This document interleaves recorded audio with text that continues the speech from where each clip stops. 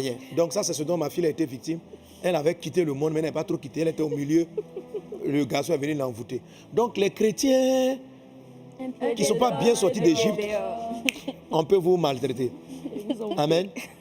Et la troisième chose qui fait qu'on n'est pas envoûtable, ça c'est très important, et c'est là que beaucoup de chrétiens peuvent être atteints. Il est pour eux comme la vigueur du buffle. Ça parle de la force.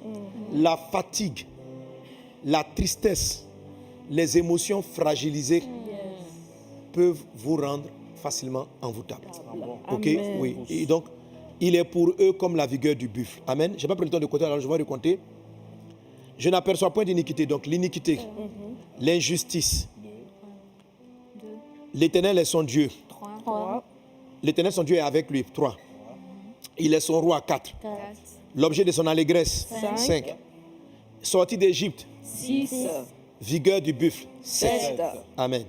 Voilà 7 choses qui peuvent rendre un chrétien envoûtable. Maintenant, on peut rentrer dans plusieurs domaines. Donc, comment un chrétien peut se prémunir des envoûtements? Amen. Il faut que Dieu renouvelle ta force constamment. Il faut que tu sois quelqu'un fort, émotionnellement, moralement, psychologiquement. Amen. Voilà. Il faut que Dieu soit ton roi.